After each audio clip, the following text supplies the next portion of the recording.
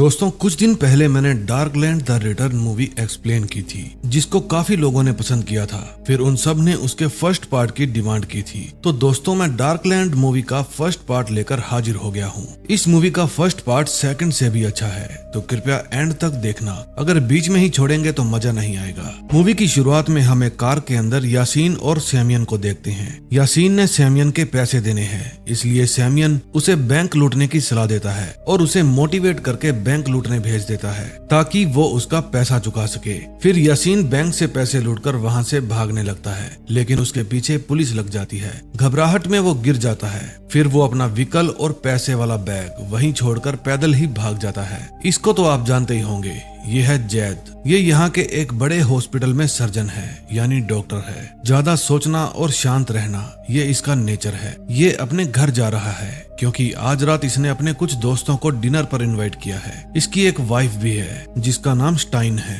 वो इस समय प्रेग्नेंट है। तभी इससे मिलने यासीन आता है। यासीन इसका रियल ब्रदर है। वो जैद से 1 लाख रुपए मांगता है, लेकिन जैद उसको यहाँ से जाने के लिए कहता है क्योंकि जैद को पता है ये गलत संगत में पड़ गया है। फिर यासीन उससे पैसों के लिए जिद करता है और इसे उसके होने वाले बेटे के बारे में बुरा भला कहता है। ये सुनकर जैद गुस्सा हो जाता है और यासीन को यहाँ से धक्के मारकर भगा देता है। यासीन उसे कहता रहता है, भाई वे लोग मुझे मार देंगे, लेकिन जैद सोचता है कि ये इसका पैसा लेने का नया बहाना है। अपने भाई को भगाकर उसे बिल्कुल भी अच्छा नहीं लगता, इसलिए ये थोड़ा इमोशनल हो जाता है। फिर इसके दोस्तों के जाने के बाद इसकी वाइफ इसका मूड ठीक करती है। अगले दिन जब जैद किसी की सर्जरी करने की तैयारी कर रहा था, तब उसे उसकी साथी डॉक्टर बुलाने आती है। वो बताती है कि तुम्हारे भाई को लाया गया है, उसकी हालत काफी गंभीर है। फिर जैद भागकर अपने भाई से मिलने जाता है। उसके भाई की हालत सच में बहुत गंभीर थी। हॉस्पिटल में उसके मॉम डैड भी यासीन का हाल जानने के लिए आते हैं। वे उसकी हालत जानकर रोने लगते हैं। फिर जैद अपने भाई से मिलने जाता है,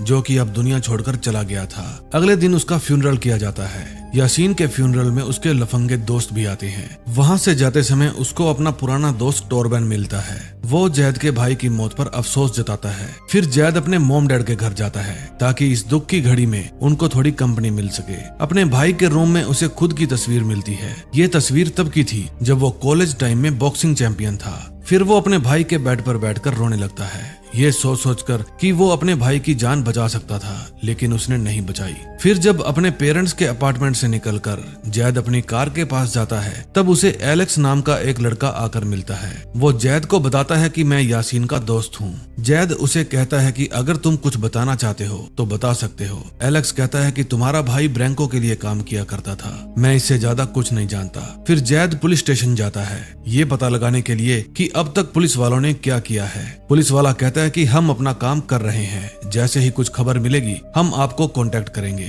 फिर वो अपने पेरेंट्स के घर जाता है और अपने भाई के रूम में तलाशी लेता है। उसे वहाँ अपने भाई का फोन मिलता है, लेकिन वो फोन लॉक था। फिर उसकी मॉम उसे एक गन देती है और कहती है कि ये तुम्हारे भाई के रूम में पड़ी थी। फिर जैद उस गन को लेकर वहाँ से चला जाता है। अगले दिन जैद फिर से पुलिस स्टेशन जाता है और पूछता है, क्या आपने अभी तक कुछ भी नहीं किया? आपके पास डीएनए सबूत हैं, इतनी बड़ी टीम है, एक 20 साल के लड़के की हत्या कर दी गई और आप हाथ पर हाथ रखकर बैठे हैं। पुलिस वाला उसे बैंक रॉबरी की फुटेज दिखाता है और कहता है कि तुम्हारा भाई सिर्फ 20 साल का लड़का नहीं था, वो रोबर था। पहले तो तुम लोग अपने बच्चों की अच्छी बुरी संगत का ध्यान नहीं रखते और जब कुछ उल्टा सीधा हो जाता है तो पुलिस के सिर पर चढ़ जाते हो। फिर रात को जैद ब्रैंको के अड्डे पर जाता है। वहाँ उसे एक लड़का मिलता है। वो उसे बेसमेंट में ले जाता है। वहाँ एक रूम के अंदर ब्रैंको अपने आदमियों के साथ बैठा था। जैद उससे अपने भाई यासीन के बारे में पूछता है। ब्रैंको मना कर देता है। जब वो उससे दोबारा पूछता है तो वे जैद की ठुकाई करते हैं। ब्रैंको उसे कहता है कि आज के बाद मेरे अड्डे की तरफ मुंह मत करना। अपनी मौत को इतनी नजदीक से देखकर जैद वहाँ से भाग जाता है। फिर सुबह उठकर वो अपने शरीर पर घाव के निशान चेक करता है। अब वो थोड़ा परेशान रहने लगा था। फिर उसकी वाइफ उसे 1-2 हफ्ते की छुट्टी लेने के लिए कहती है, लेकिन जैद मना कर देता है। फिर वो हॉस्पिटल में अपने दोस्त एंड्रेस के पास जाता है और उससे अपने भाई की रिपोर्ट मांगता है। उस रिपोर्ट से उसे पता चलता है कि उसके भाई को कितनी बेरहमी से और और कितने गहरे जख्म दिए गए थे। अगले सीन में हम सैमियन को देखते हैं। वो एक बॉक्सिंग क्लब चलाता था। उसके क्लब में एक से बढ़कर एक योद्धा फाइट सीखने आते थे। वो खुद भी एक अच्छा फाइटर था। ब्रैंको भी इसी के लिए काम किया करता था, यानी जैद का पंगा अब इससे पड़ने वाला था। उधर जैद अपने पुराने दोस्त टोरबेन के पास जाता है। टोरबेन उससे मिलकर बहुत खुश होता है और अपने बाकी साथियों से मिलाता है। 10 साल पहले ये सभी इकट्ठा होकर बॉक्सिंग की प्रैक्टिस किया करते थे। फिर जैद टोरबेन को बताता है कि मैं दोबारा प्रैक्टिस शुरू करना चाहता हूँ, क्योंकि मुझे पता है कि पुलिस कुछ नहीं करने वाली। टोरबेन कहता है तुम एक डॉक्टर हो, तुम अकेले गुंडों से नहीं लड़ सकते और हम सबकी भी उम्र हो गई है। अब गैंग पहले जैसे नहीं चलती, यानी अब लड़ाइयाँ चाकू छुरी तलवार से नहीं होती बल्कि AK-47 से होती है। लेकिन जैद उसकी बात नहीं मानता, इसलिए उसके दोस्तों को उसका साथ देना ही पड़ता है। अब उसकी रूटीन की प्रैक्टिस शुरू हो जाती है। 10 साल में उसके शरीर पर जंग लग गया था। अब गुंडों से लड़ना है तो जंग उतारना ही पड़ेगा। प्रैक्टिस के साथ साथ वो अपनी ड्यूटी भी ईमानदारी से करता है। अब काफी हद तक उसका स्टेमिना वापस आ चुका था। फिर एक दिन उसे अपने भाई यासीन का दोस्त एलेक्स मिलता है।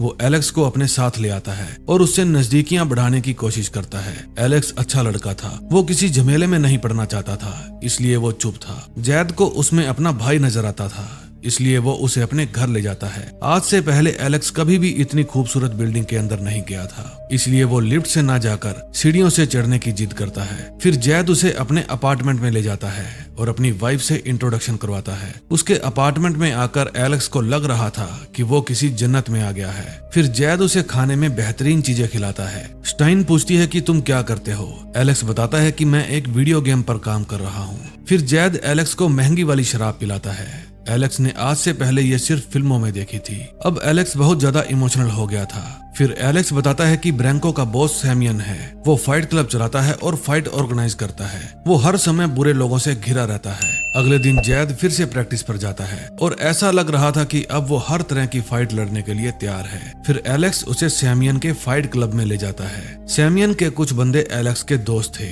वहाँ बेसमेंट में इलीगल फाइट चल रही थी। जैद वहाँ मौजूद हर बंदे को बड़े ध्यान से देख रहा था। ये तो बस यहाँ पर तालाब की गहराई का अंदाजा लगाने आया था। अगले दिन उसकी वाइफ जब चेकअप करवाने जाती है तो जैद वहाँ लेट पहुँचता है और इस बात पर उसका मुंह बन जाता है। अगले सीन में हम देखते हैं कि एलेक्स जैद को यासीन का फोन देता है और कहता है कि मैं इसे हैक करवाने में कामयाब हो गया हूँ। जैद देखता है कि फोन के अंदर यासीन के साथ सैमियन की फोटो थी। अब उसका शक और भी मजबूत हो गया था कि उसका भाई उसी के लिए काम करता है। फिर उसका दोस्त टोरबेन उसे बुलेट प्रूफ जैकेट देता है, क्योंकि जो काम वो कर रहा था उसमें गोलियां लगनी आम बात थी। फिर जैद अपनी बाइक को ब्लैक पेंट करवाता है और अपने मुंह पे भी ब्लैक पेंट लगाकर ब्लैक कपड़े पहन लेता है ताकि उसे कोई भी पहचान ना सके। फिर वो जाता है ब्रैंको के अड्डे पर। वहाँ जाकर वो सबकी ठुकाई करता है। वहाँ ब्रैंको तो नहीं था, लेकिन वो उसके आदमियों को पीट पीट कर सैमियन का पता पूछता है, लेकिन किसी को भी नहीं पता था। फिर वो वहाँ पर पड़े सारे माल को उठा लेता है और उसमें आग लगा देता है। फिर वो अपनी वाइफ को लेकर एक होटल में खाना खाने जाता है। वहाँ सैमुअल अक्सर आया करता था। तभी वहाँ पर सैमुअल अपने आदमियों के साथ खाना खाने आता है।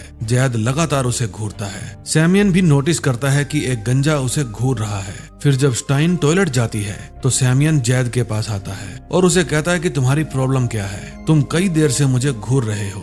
मैं जानता हूँ तुम यासीन के भाई हो, क्या उसी के पास जाना चाहते हो? अगर नहीं जाना चाहते तो अपने काम से काम रखो। इतने में स्टाइन वहाँ आ जाती है और सैमियन वहाँ से चला जाता है। रात को फिर से शहंशाह तैयार होकर अंधेरी रातों में निकल पड़ता है। वो सैमियन का पीछा करता है और देखता है कि वो कहाँ कहाँ जाता है। फिर सैमियन एक जगह पर कार रोकता है और उसका आदमी सुपरमार्केट से कुछ लेने जाता है। फिर मौका देखकर जैद सैमियन के पास जाता है और उसको शूट करने की कोशिश करता है, लेकिन उसे ये नहीं पता था कि उसकी कार बुलेट प्रूफ है। फिर जैद वहाँ से अपनी जान बचाकर भागता है। सैमियन के दिमाग में जैद का ख्याल तो बिल्कुल भी नहीं था कि वो ऐसा काम कर सकता है, इसलिए वो उस शहर के सभी गैंगस्टर को एक बिल्डिंग में बुलाता है और उनसे पूछता है कि मेरी जान लेने की कोशिश किसने की है? दम है तो मेरे सामने मेरे मुंह पे सच बोलने की हिम्मत रखो। लेकिन वे कहते हैं कि हमें क्या जरूरत है जो तुम्हारी जान लेंगे। इतने में उन्हें एक धमाके की आवाज आती है और जब वे सब बाहर जाकर देखते हैं तो उन्हें पता चलता है कि उन सब की कारें किसी ने बम से उड़ा दी है। जैद को अंदाजा भी नहीं था कि वो किन लोगों से पंगा ले रहा था।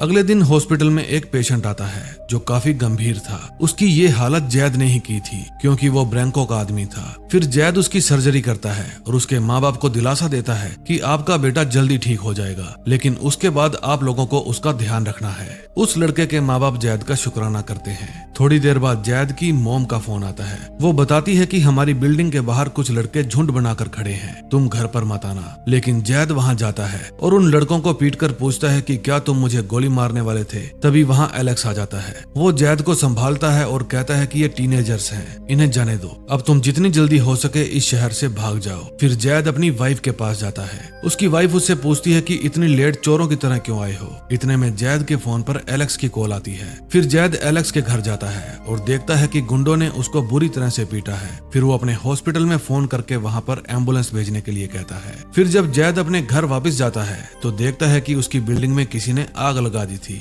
लेकिन उसकी वाइफ बिल्कुल सेफ थी, इसलिए वो बिल्डिंग के अंदर नहीं जाता।